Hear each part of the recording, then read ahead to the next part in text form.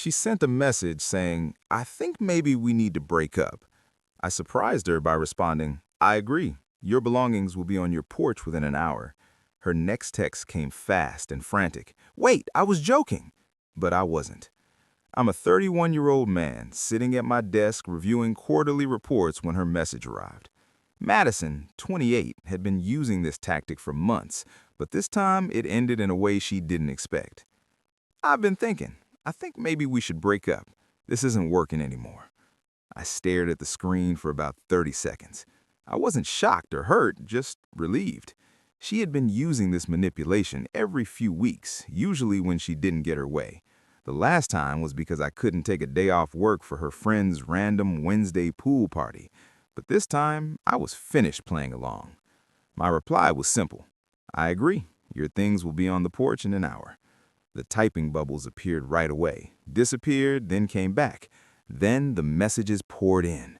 "Wait, what? I was joking. Babe, I was just upset. Call me. This isn't funny. I was testing you." Testing me. There it was, the admission. I put my phone on silent and got to work. Not on the reports, but on packing. 2 years of her slowly moving in without ever officially living with me needed to be undone. I started in the bathroom.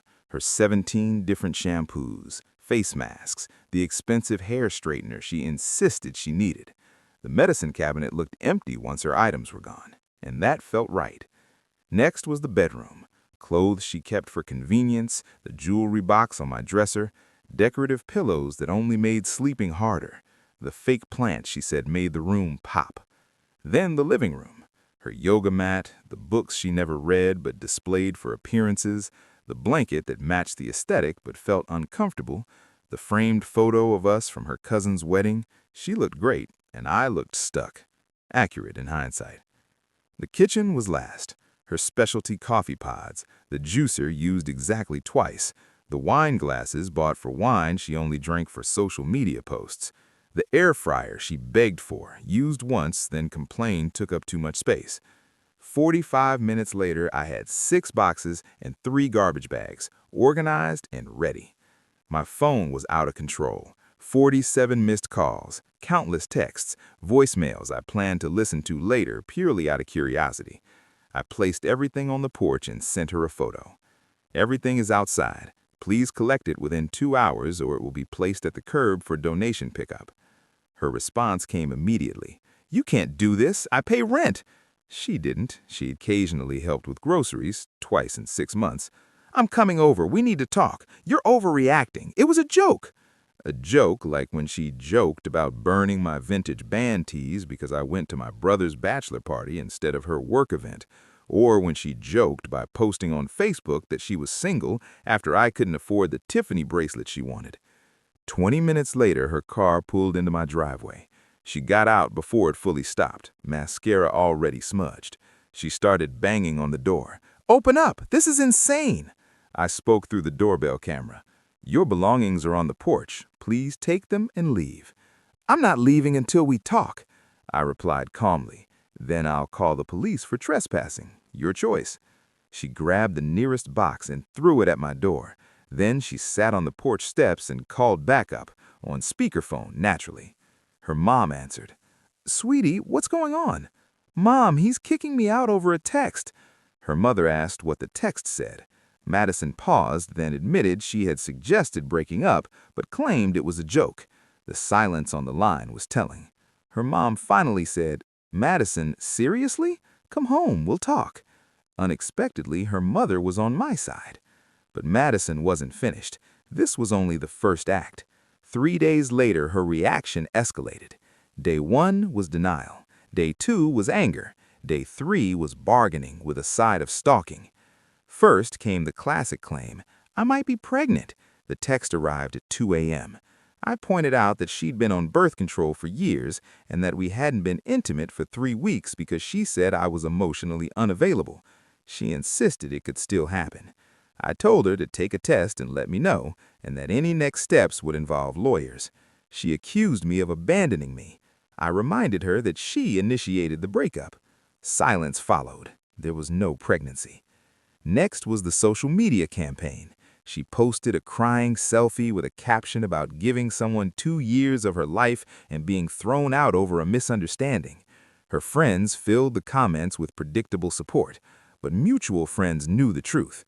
One commented, "Didn't you break up with him?" The post was deleted within the hour. Finally, she tried claiming I kept items that were supposedly hers, a grandmother's ring that never existed, a laptop charger that was mine, sentimental items. I told her to be specific or stop making accusations, and that's where it ended. Money I supposedly owed her for what exactly? I sent one clear message. Everything you left here was placed on the porch. You threw a box at my door and then left with all of it. I have doorbell footage. Stop contacting me.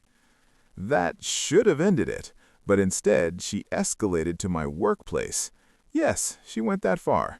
She called my office pretending to be from my doctor's clinic, claiming there were urgent test results. The receptionist transferred the call to my cell. I recognized her voice immediately. I told her impersonating medical staff is illegal. She said she needed to talk. I replied that this was harassment and that any further contact would go through lawyers. She said I couldn't threaten her and claimed she knew my secrets. I asked which ones. My browsing history? Football highlights and cooking videos. Truly alarming. She hung up. The entitlement peaked when she appeared at my gym at 6 a.m. I was mid-bench press when I noticed her at the front desk pointing in my direction. Staff approached me and said she claimed to be my girlfriend who had lost her keycard. I corrected them. Ex-girlfriend. We broke up 4 days earlier. She wasn't authorized. She tried to downplay it, but I explained she had ended things by text and was now following me. Security intervened, escorted her out, and flagged her membership. She shouted that I had ruined her fitness journey. For context, she hadn't attended the gym once in 2 years of membership, which I had paid for. That afternoon, I received a call from her friend, Brittany. She said I needed to take Madison back. I asked why. Apparently, Madison was sleeping on her couch and crying nonstop. I said that sounded like Brittany's problem. Brittany insisted Madison had made a mistake and that everyone tests relationships. I disagreed. Healthy people don't. Brittany warned that Madison might do something dramatic, like flying to her ex's city. I said I hoped they'd be happy. Brittany called me heartless. I reminded her I was single by Madison's decision. The ex-boyfriend story was pure manipulation. She expected me to panic and chase her. Instead, I blocked her everywhere and moved on. 2 weeks later, her behavior intensified when none of her strategies worked. The ex-boyfriend trip turned out to be fake. She had actually gone to her aunt's house a couple of towns away and posted photos to make it look like she was in another state. Her cousin messaged me the truth, because even her family was exhausted by the situation. Still, she continued. She hired a so-called life coach, her friend who had completed an online course, to help manifest me back. This coach, Serena, contacted me on LinkedIn. She said she was working with someone from my past to clear negative energy and asked if I'd be open to a healing conversation about forgiveness. I declined. She insisted closure was important and mentioned spiritual growth. I replied that I was closed, spiritually and literally, and blocked her. Next came the mutual friend strategy. Madison began showing up at group events and acting surprised to see me. At a game night at Carlos's place, she claimed she didn't know I'd be there, despite Carlos texting her not to come because I had already confirmed attendance. She posted Instagram stories about nearby plans, saying the universe kept bringing us together. I left instead of engaging. Over time, she cornered people at gatherings to explain our misunderstanding, claiming I overreacted to a joke. Eventually, people started avoiding her. Carlos later told me she spent an entire party retelling the story repeatedly, changing details each time. In one version, she made a joke and I kicked her out. In another, she expressed feelings and I made her homeless. Eventually, she claimed I had planned everything and wanted her gone, possibly for another woman.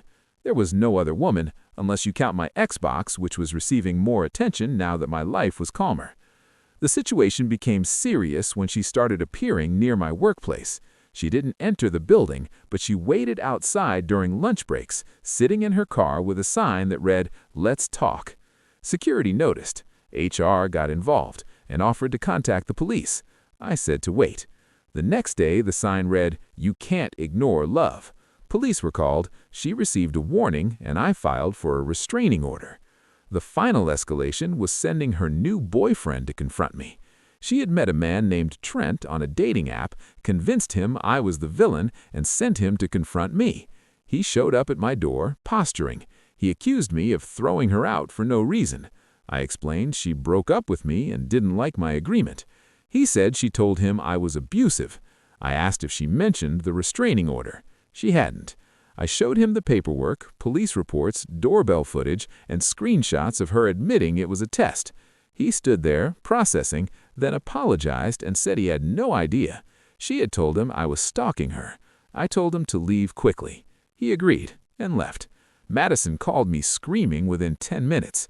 I didn't answer, but the voicemail was memorable. She claimed I ruined her chance of happiness and turned Trent against her. Final update. 1 month later, the restraining order was granted. Madison was ordered to stay 500 feet away from me, my home, and my workplace. The judge reviewed the texts, doorbell footage, police reports, and witness statements from my gym and office. He stated plainly, "Ma'am, you broke up with him." Everything that followed was classified as harassment. Madison tried to argue it was all a misunderstanding and that I knew she was joking. The court did not agree. The judge asked why someone would joke about ending a relationship. Her response was that she wanted to see if he truly loved her. The judge replied that this was manipulation, not communication. The restraining order was granted.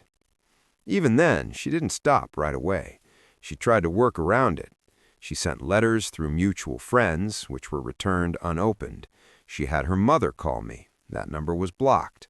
She created fake social media profiles, which were reported.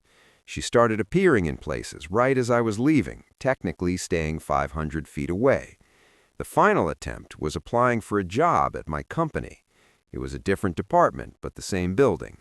HR flagged the application immediately because of the restraining order. She threatened to sue for discrimination, but the company's legal team shut that down quickly. Through mutual connections, I heard what followed. She lost most of her friend group once the full story came out. Brittany asked her to leave after the Trent situation. Her parents required her to pay rent to live at home. She began therapy, which was court-mandated after violating the restraining order. She also lost her job, unrelated to me, after failing to show up following the court date. The last direct attempt to contact me was a letter from her therapist. It was an actual request asking for my participation to help with her closure process. My lawyer responded that any therapeutic closure would need to happen without my involvement and strictly within the limits of the restraining order. 6 months later, life is calm. I've dated casually, nothing serious. I focused on work and received a promotion. I go to the gym without issues. I replaced all her decorative items with things I actually enjoy. My place now looks like an adult lives there, not a staged design board.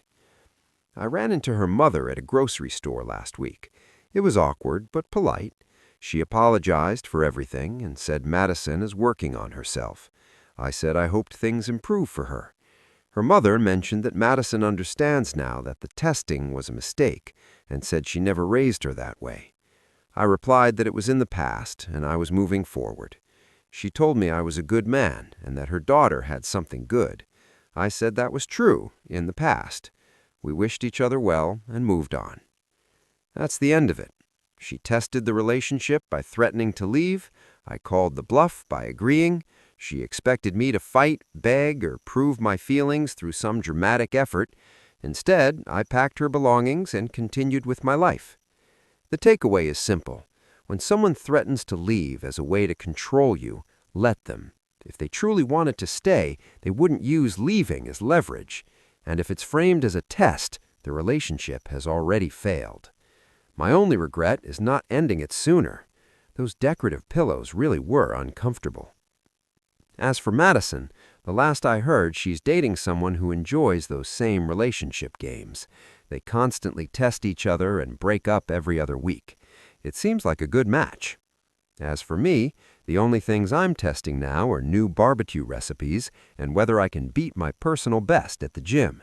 Both are going far better than any of her tests ever did.